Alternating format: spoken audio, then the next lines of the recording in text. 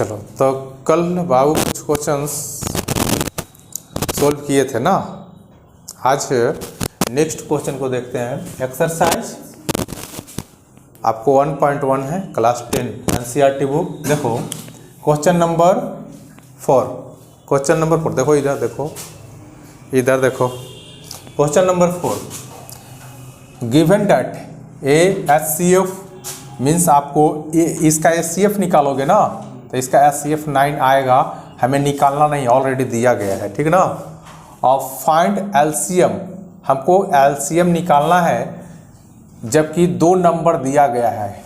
ठीक, बात समझ में आ रहा है। तो यहाँ पे समझना, एक कल कॉन्सेप्ट दिए थे बाबू, एलसीएम इंटू एचसीएफ बराबर में बोलो प्रोडक्ट ऑफ नंबर,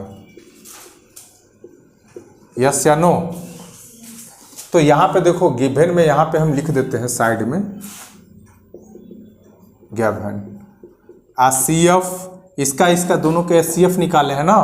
तो एचसीएफ कितना है, कितना कोऑपरेट किया है बताओ, कितना क्वेश्चन में तुम लोग का कोऑपरेट किया है कि एचसीएफ निकालने की ज़रूरत नहीं है, ऑलरेडी एचसीएफ दिया गया है ना।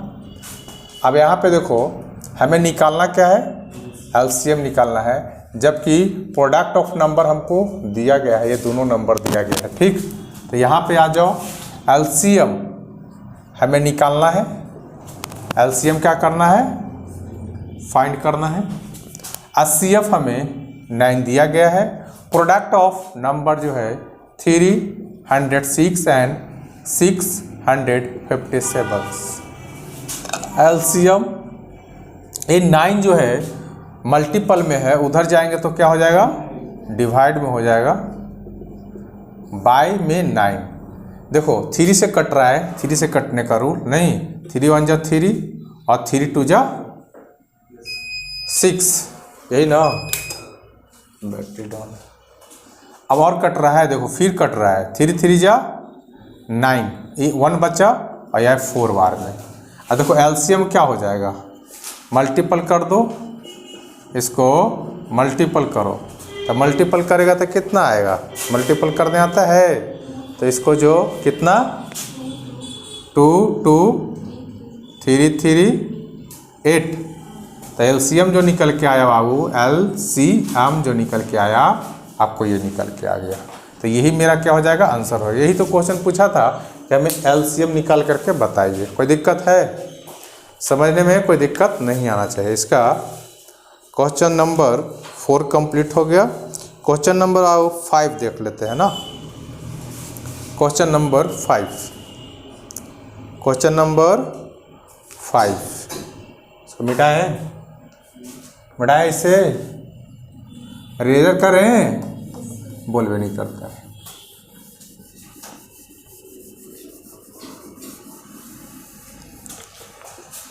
चलो देखो, check whether, check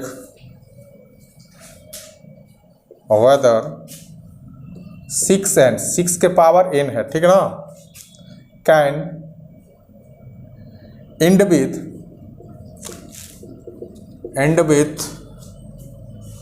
the digit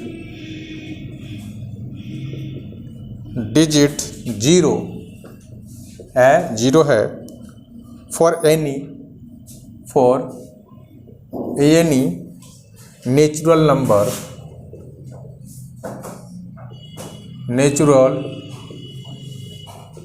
number n।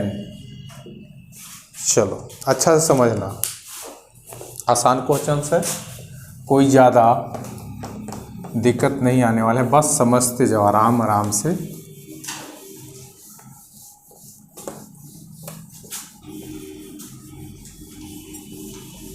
अब पहले वाला बात नहीं रहा, स्टूडेंट और टीचर का रिलेशन जो होता था, भगवान और शिष्य का रिलेशन होता था।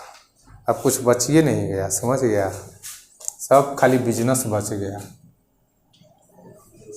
सिर्फ बिजनेस रह गया। देखो चेक वेदर, चेक करके बताना है 6n can end with the digit of 0। देखो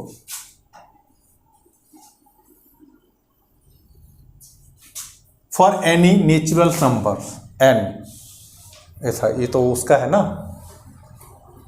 अब इसका मतलब समझना थोड़ा सा कि कोई भी जो डिजिट है बाबू, दुनिया का जो भी डिजिट है, अगर लास्ट में 0 है तो वो हमेशा 2 और 5 का फैक्टर ही रहा होगा।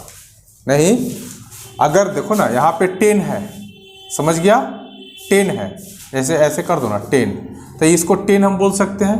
अब 10 को जब हम फैक्टर करेंगे तो जाहिर सी बात है यूनिट डिजिट पर देखो क्या लिखा हुआ, इंड विथ द डिजिट 0, यानी 0 पर अगर है तो हमेशा ये 2 और 5 का ही फैक्टर रहा होगा। देखो 10 आ गए, समझ में आ रहा है। अगर और इसी तरीका से हम कुछ क्वेश्चन को लेते हैं, जैसे हम सपोज डेट कि 100 के पावर ले लेते हैं 2, तो इसको क्या लिखेंगे, 10 के पावर लेते हैं 2 तो 100।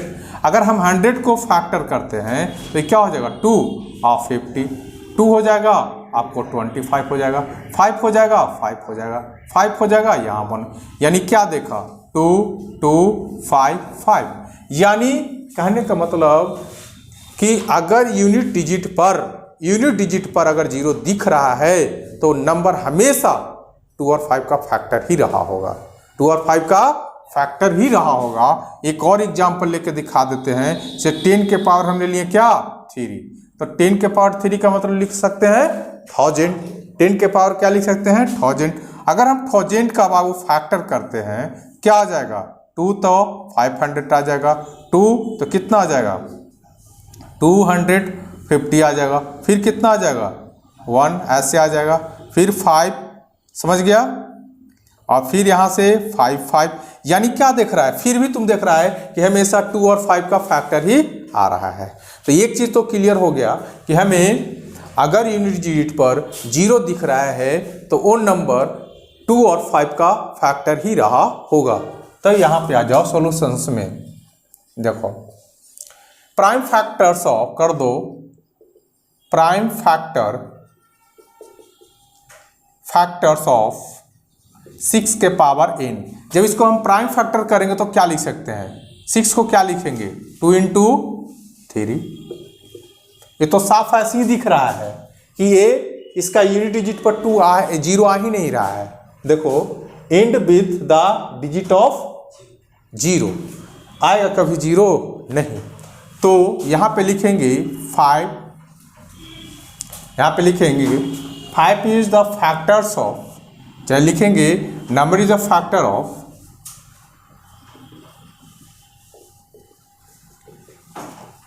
चाहे 5 इज द फैक्टर्स ऑफ 5 और 2 कर दो, 5 और 2 इज द फैक्टर्स ऑफ, ये कितना यानी 2 और 3, यही ना है, ये है।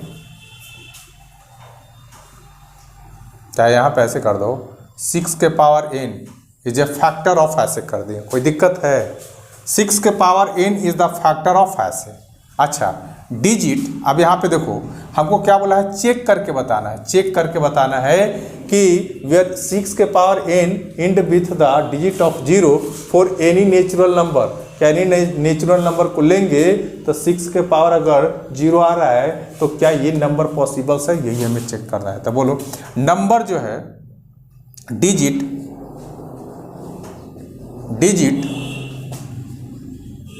एंड विथ क्या 0 must be 2 and 5 is a factors. इसका मतलब समझा, अगर कोई भी डिजिट इंड विथ 0 से इंड कर रहा है तो वो हमेशा जरूरी होगा कि 2 और 5 का फैक्टर रहेगा ही रहेगा, समझ गया। सो यहाँ पे हम लिखेंगे कि आपको 6 के power n can not a factors, can not a factors of a number, हो गया, यही हमें चेक करना था। हम क्या सीखें कि अगर कोई भी डिजिट जो है अगर 0 लास्ट में है तो 2 और 5 का फैक्टर है, जबकि यहाँ किसका फैक्टर आ रहा है, 2 और 3 का फैक्टर आ रहा है, जबकि ये पॉसिबल है ही नहीं। 2 और यहाँ 5 आ जाता तो हम बोलते हैं कि ये नंबर 6 के पावर n जो है किसी न किसी का फैक्टर है। तो अगर ऑब्जेक्टिव क्वेश्चन में आ जाएगा तो डायरेक्ट लिख देगा नो। क्यों? क्योंकि 2 और 5 का फैक्टर नहीं है। आ रहा समझ में? चलो जल्दी राइट करो। क्वेश्चन नंबर कितना है? 5। क्वेश्चन नंबर 5 ना, मिटाएं इसको।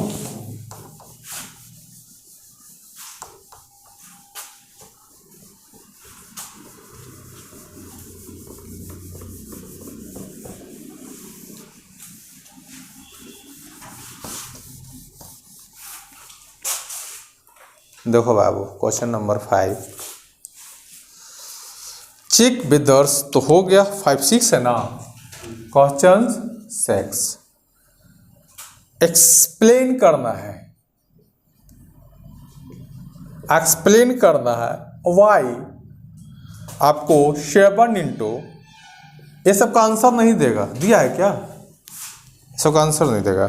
7 into 11 into 13 plus 13 and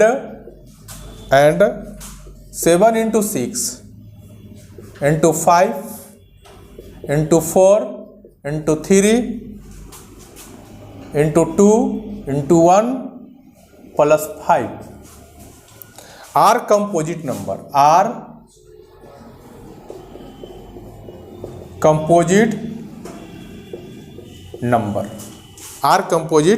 number. इधर देखो, ब्लैक बोर्ड इधर है, देख रहे हो उधर, आर कंपोजिट नंबर। कोई दिक्कत? देखो बाबू, समझने का प्रयास करना, आ जाएगा समझ में, नॉर्मली तरीके से समझाया जाएगा। सवाल है ना समझ में? देखो समझना, यहाँ पे एक बात निकल के आ रहा है, कंपोजिट नंबर।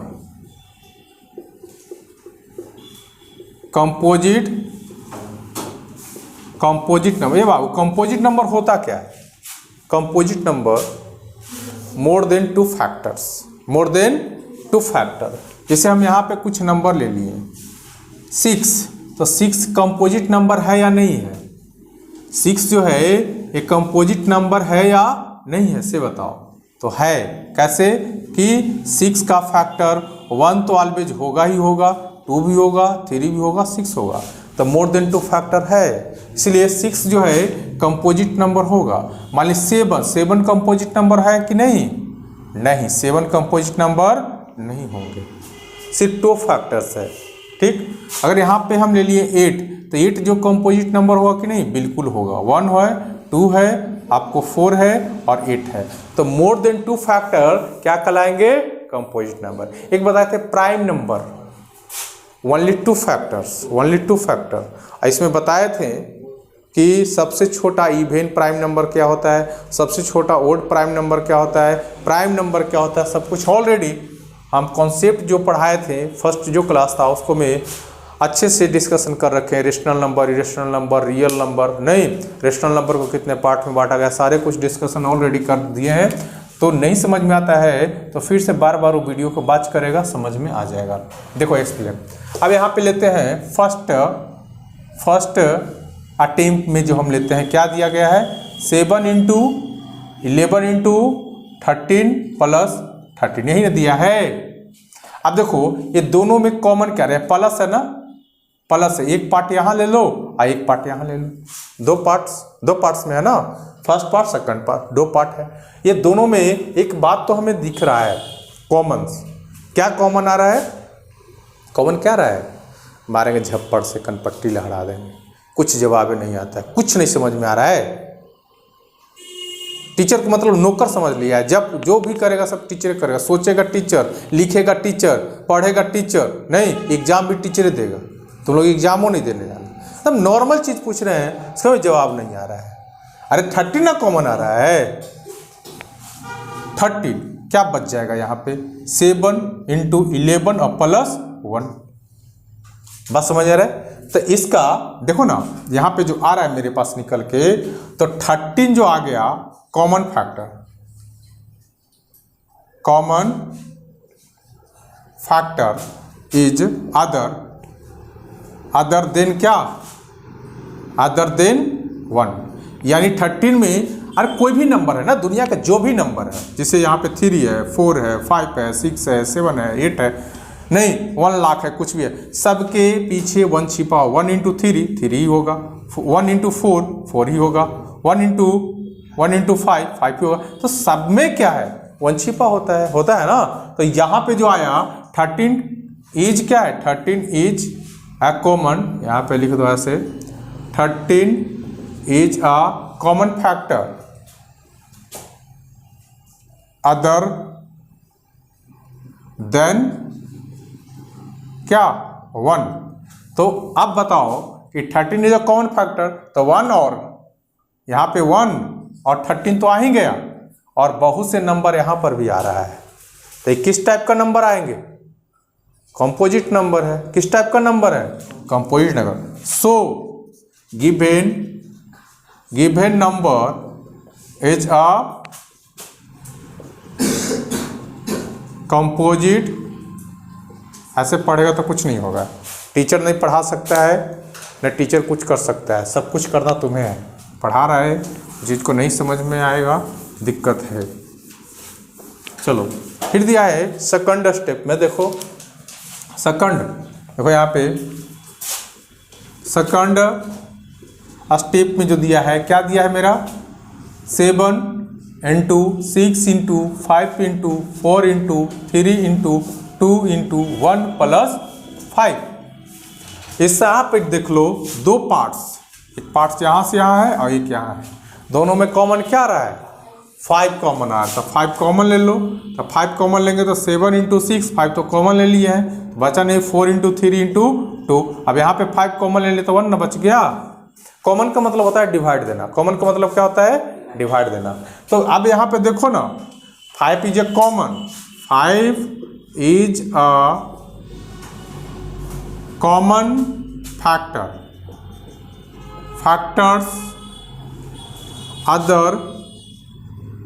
अदर देन क्या 1।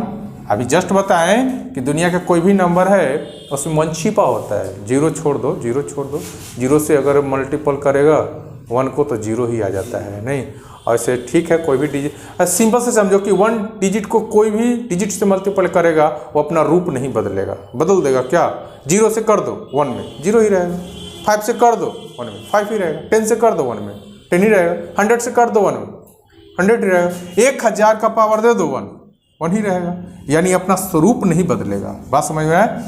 तो इसलिए अदर देन 1, यानी 5 तो कॉमन आ रहा है और 5 के साथ क्या आ रहा है 1 भी आ रहा होगा। तो इसलिए जो गिवन नंबर है बाबू, गिवन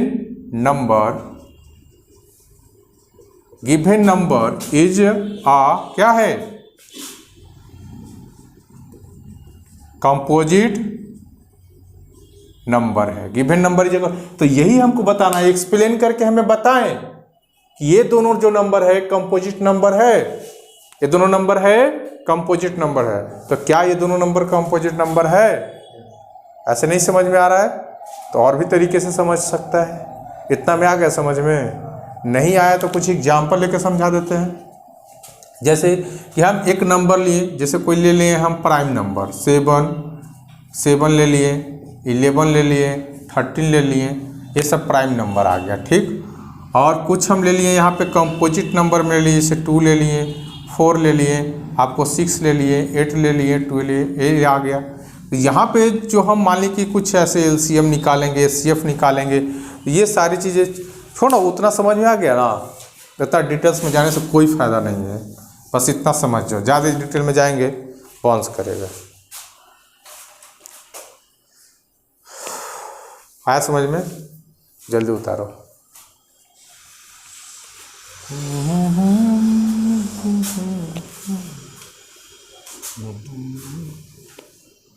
हो गया?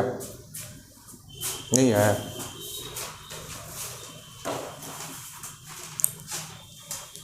मैथ में कहीं दिक्कत नहीं हो रहा है अनु? हैं?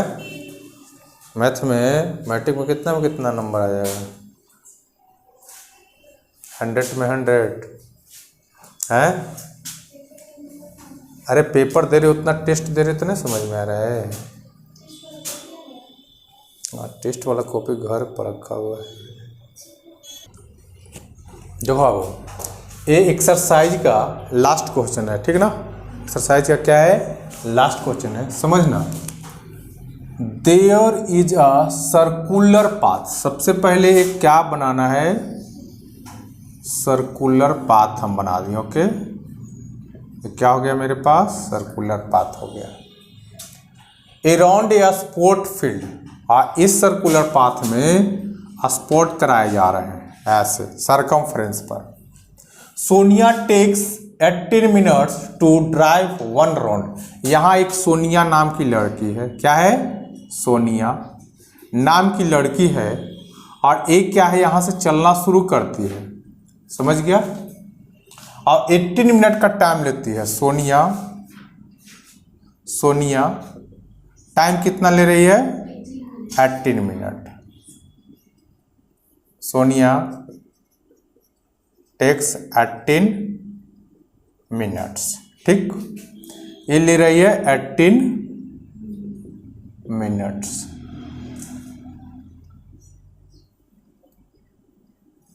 ठीक? टू ड्राइव 1 राउंड, कितना? 1 राउंड मारने में। ऐसे 1 राउंड जब सोनिया यहां से चली और फिर चलते चलते चलते चलते फिर अपने स्थान पर पहुंच गई, अपना ही स्थान पर यहां पहुंच गई, तो ऐसे करने में उसको 18 मिनट का टाइम लगता है, ठीक? आगे पढ़ो। रब्बी समझी vaso? Rabi 12 minutes for the same. रब्बी नाम का लड़का है। रब्बी टेक्स आपको कितना? 12 मिनट। जो राउंड को 18 मिनट में सोनिया कवर करती है, उसी राउंड को 12 मिनट में रब्बी कवर करता है। रब्बी भी ऐसे चलना शुरू किया और 12 मिनट का टाइम लिया। यहाँ पे रब्बी आपको 12 मिनट, ठीक?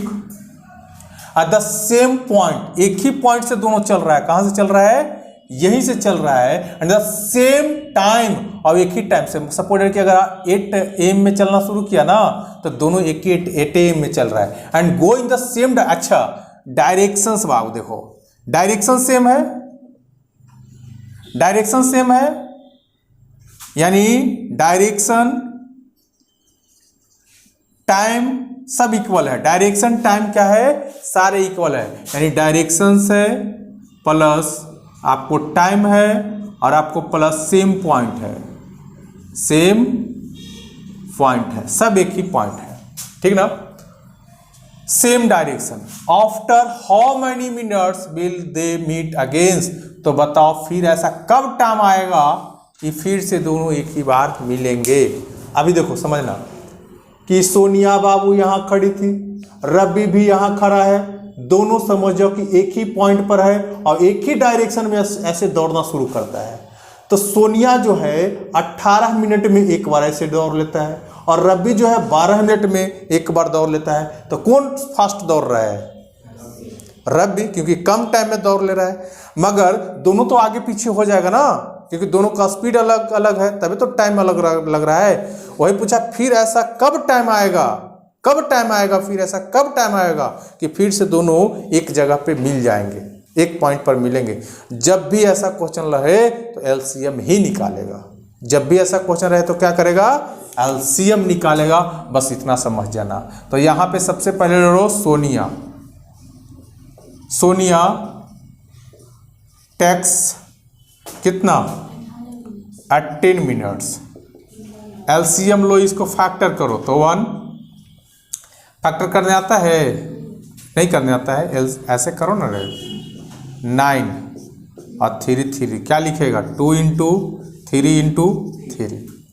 और यहाँ पे फिर क्या आ जाएगा मेरे पास? रब्बी वैसे हंस रही है नहीं। टेक्स टाइम्स कितना? 12 मिनट। तो इसको करेंगे 12 को, तो क्या हो जाएगा 2 6 2 3, क्या हो जाएगा 2 इंटू 3।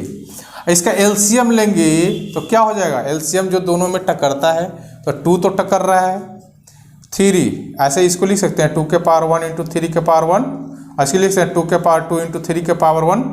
आप बताओ कि पावर किसको लिखते हैं एलसीएम में, जो दोनों में टकरे पर बड़ी पावर, तो बड़ी पावर दोनों में कौन है 2 के पावर 2 लिख दो, और दोनों में टकरे बड़ी पावर तो दोनों तो सेम है, तो कितना हो जाएगा 3, तो यानी 4 इंटू 3 है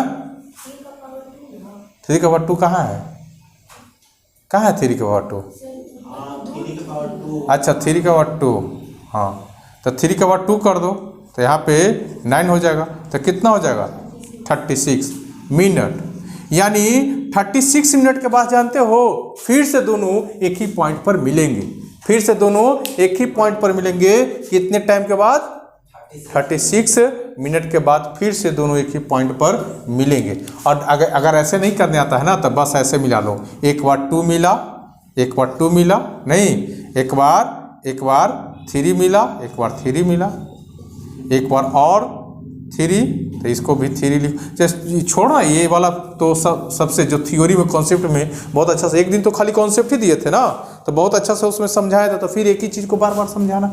अब देखो एक चीज़ और यहाँ से पूछ सकता है, एक चीज़ और यहाँ से पूछ सकता है कि ये बताओ 36 मिनट में सोनिया कितना बार राउंड मारेगी और 36 मिनट में रवि कितना बार राउंड मारेगा। तो सोनिया जो है ना, सोनिया 36 मिनट में कितना बार मारेगी, तो 2 राउंड, और रवि कितना बार मारेगा, तो आपको 3 बार। ये भी क्वेश्चन पूछ सकता है, तो आई होप कि समझ में आया होगा, कोई दिक्कत नहीं ना। तो चलो आज एक्सरसाइज खत्म हुआ, इसका नेक्स्ट एक्सरसाइज नेक्स्ट डे में देखते हैं। Thank you.